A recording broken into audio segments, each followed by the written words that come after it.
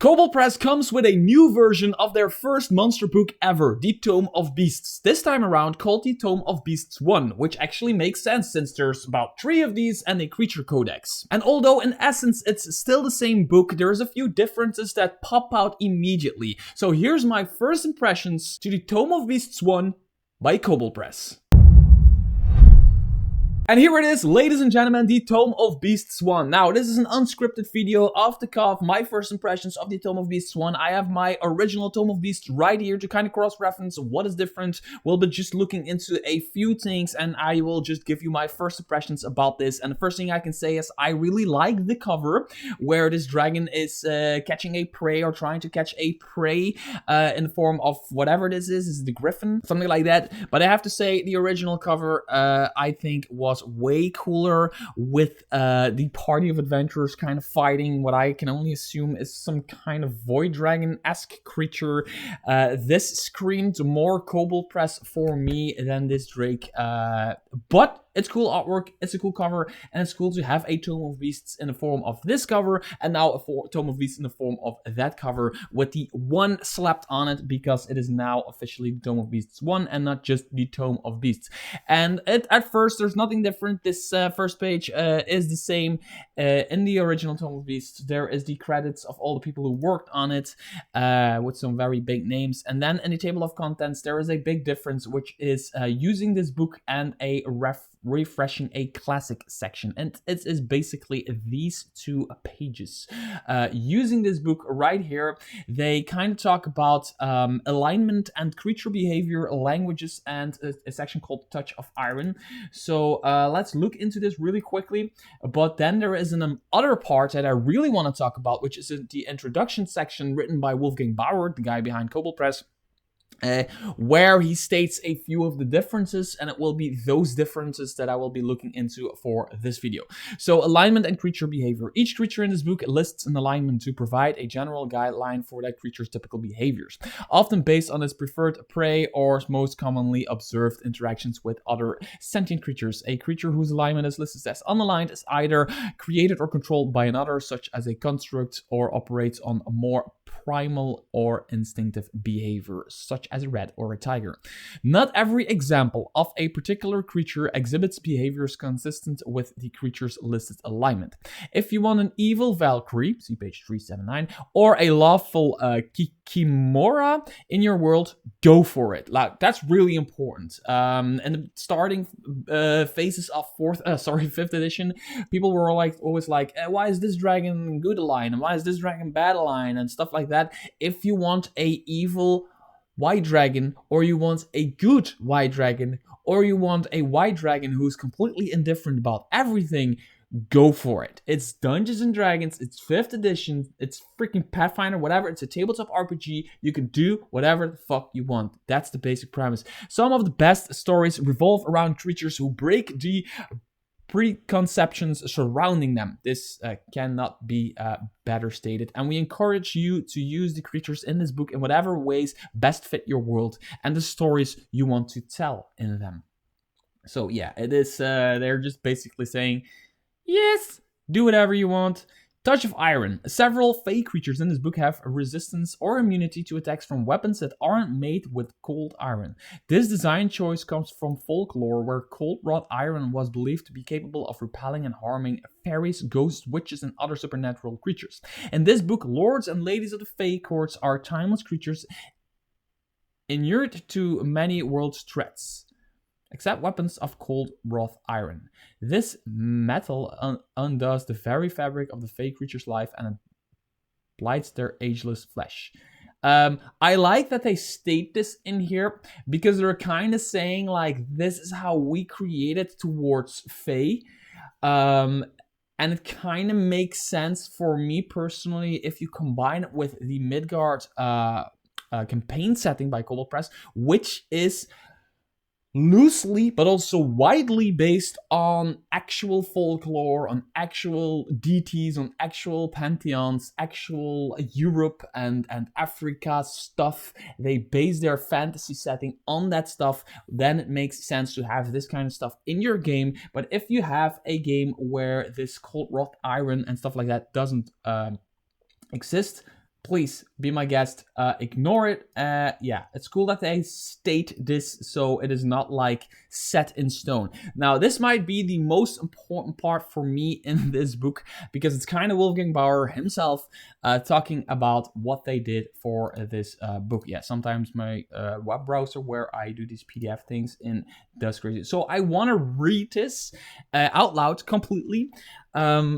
If you find that boring, make sure to just click on. But after that, I will look into some of the differences. Well, I might not read it completely. Let's see. The world is full of monsters, and tabletop games teach us to face them and defeat them. There's a huge satisfaction in cutting a giant down to size or sending a malevolent dragon into a final dive from the heights. Yes, there is. But what happens when we run out of monsters and the fear of them leaves us? What happens when the everyday goblins and dragons of our early years become overly familiar? Well, if you are Kobold Press, that's precisely the time to dream up new monsters.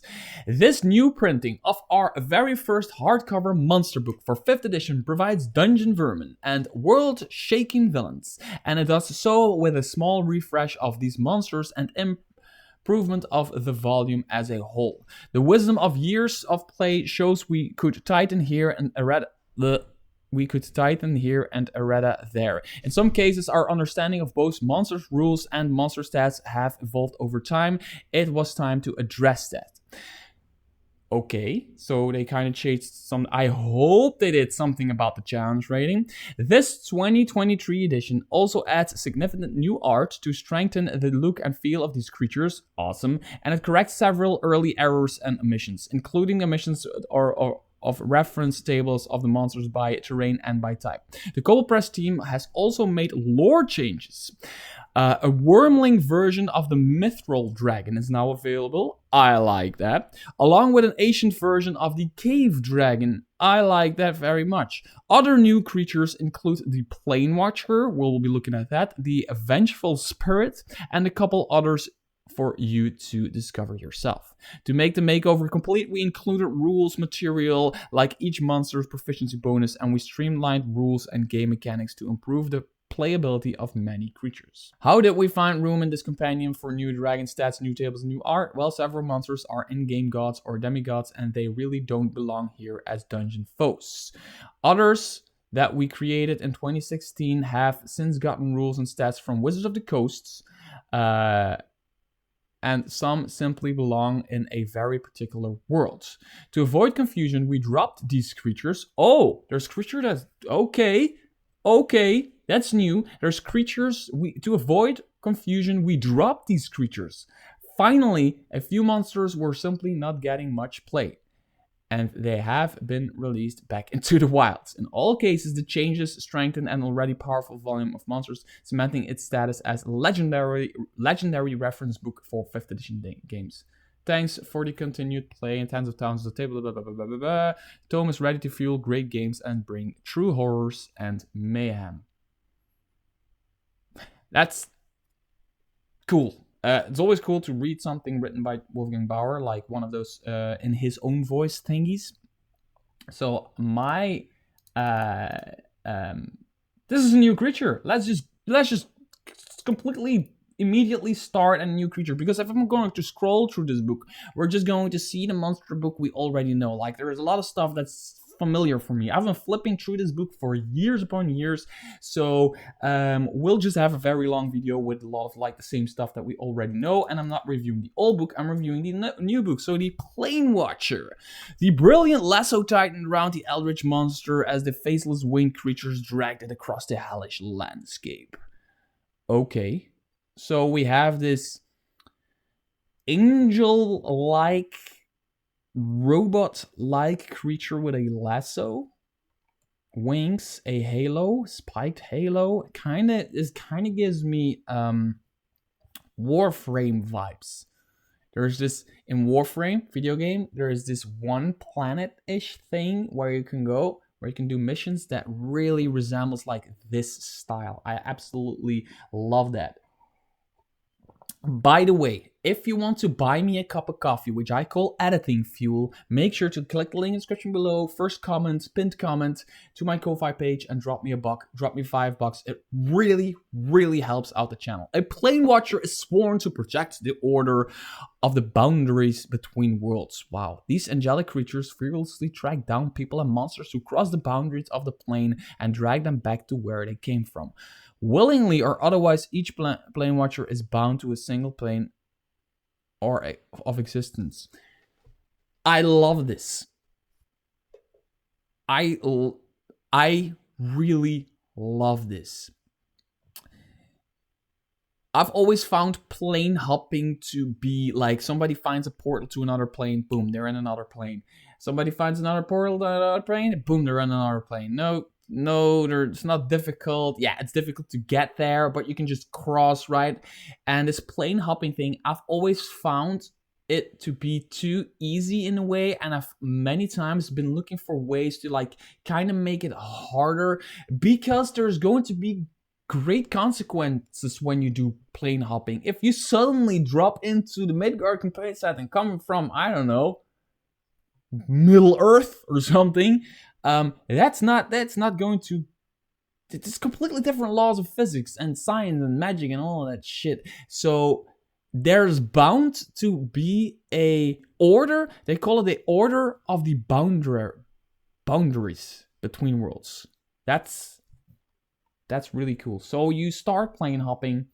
Yeah, level 6 or level 7, you start plane hopping, and you're like, let's go to the other plane, let's go to the shadow plane, or we go to the whatever plane, and then suddenly this person shows up, and they are challenge rated 10, Kobold Press challenge rated 10, so probably like 15 or something like that. Yeah, let's see what they can do. The Planewatcher can pinpoint the location of creatures not native to the plane the Planewatcher currently occupies. Yes, so they will find you. It's not a case of if they will find you, they will find you. It's just a case of when they will find you. If the Planewatcher isn't already grappling a creature until the grapple ends, the target is restrained, can tell a lie, and can teleport or be transported to another plane of existence, unless the Planewatcher wills it. That's cool. They can't tell a lie. So if the Planewatcher is like, where are you from? They will have to say where they're from or shut up. They are restrained, and they cannot go quickly snap their fingers, or another party member cannot snap their fingers to make them go to a different plane or stuff like that. That just doesn't work when you are around a Planewatcher. The Planewatcher demands one creature grappled by it to return to the creature's home plane within. So yeah, that's basically what it does. It comes after you with a freaking lasso, throws it, pulls you in, and then pulls you towards where you're from. I like this. I really like the idea, and I might even like the lore more than I like the creature itself. The creature itself is just a bunch of stats, which is cool, but just a bunch of stats with some attacks and stuff. But the lore of the order of the boundary, I really like this lore. I'm going to look into this lore actually for my Midgard Rough Guide to Midgard series, because I absolutely love where this is going. Another creature mentioned by Wolfgang Bauer in his introductory text of this book is the Vengeful Spirit. This ghostly humanoid floats through the air, its head hovering several inches above its severed neck. A Vengeful Spirit is created when a strong-willed humanoid with magical talent is killed by relatively mundane means wielded by angry or fearful people. The victim's angry spirit returns, looking for retribution against those involved in its death, whether that death was a wrongful murder or justified execution. These spirits inflict punishment on the living with the rage that animates them, and they mete out their revenge in poetic fashion. Wow, so this is kind of like a revenant thing, but in a ghost form and not in a zombie undead form. Yes, it's also undead, but it's more a spirit than it is in like a undead in flesh kind of zombie thing. So it is a only chance rated 4, which is really cool for this early storytelling moments where the characters might make a dumb decision and they might kill an NPC wrongly. This NPC might be a good guy, but the party might be like, we need to kill him because he did the bad thing. They kill him, and then the Vengeful Spirit is like, oh, F you, I'm coming back and I'm gonna haunt your dreams. And that's where this comes in. You can just flip open your Tome of Beasts 1, and you have a Vengeful Spirit that will come for your party. Great for these, like, something happens, then a few sessions happen, and then the Vengeful Spirit comes back, right? Which is cool for this tying everything together. Damage immunities, of course, cold, necrotic, and poison. Resistance against, wow, acid, fire, lightning, thunder. Bludgeoning, piercing, and slashing damage from non-magical weapons. That's a lot of resistances for a challenge rated 4 creature. They cannot be charmed, cannot be exhausted, grappled, paralyzed, petrified, poisoned, prone, or restrained. So it's challenge rated 4. So the good thing is it only has 54 hit points for a level 4 party. That's not a lot of hit points, but it only gets half damage from like most of its X, so it is doable, but I think it would be like more challenge rated 5 or 6 for me personally, for my players. But then again, challenge ratings are a bit of a weird system, and it doesn't make it isn't perfect for every party. So yeah, the stats make sense. It only has an armor class of 15 though, so it isn't really that hard to hit. Angry Defiance. The Vengeful Spirit adds its charisma modifier to its AC, so it's included because it says right here that's included. The Vengeful Spirit can move through other creatures and objects if they were difficult terrain. It takes 1d10 force damage if it ends its turn inside an object. Doesn't require food, drink, or sleep. So what is the vengeful part about this? Probably this one. Once per day, decapitation. I like it. The Vengeful Spirit makes a quick cutting gesture at one creature it can see within 30 feet of it that has a hat. And that is below half of its maximum hit points. The target must make a Constitution saving throw 14, taking 86 slashing damage on a failed save, or half as much damage on a successful one. A target that fails the saving throw also has one of its hats cut off. One of its hats. Okay, if you do it against an Ethan, it's one of its hats. The creature dies if it can survive without the lost hat. So basically, they're like, You killed me, and I was the good guy, and you killed me. You didn't listen to my story, now you die. And they do this gesture, and just one of the party members or another NPC, if you want to do it for more like storytelling purposes and don't just want to kill your characters, it's just one of the hats just falls off, falls to the ground, and then the body falls to the ground. Simple creature in essence, but really, really cool. This is one of those, oh, I got something for that creatures. Now this is really cool. They say in the beginning of the book they have a wormling version of the cave dragon, and I was looking it up, and indeed they have a wormling version of the cave dragon, and a young cave dragon here that has this bit of artwork, this really weird looking juvenile type of teenage years type of dragon, which is like really weird and stuff. But it's really cool because there's another piece of new artwork, which is this one. And I love this so much. So this is the original artwork that is in this book. It's just flipped around. The other one was the other way around with the hat the other way, which was the original artwork, and that was the only artwork they had for the entire line of cave dragons.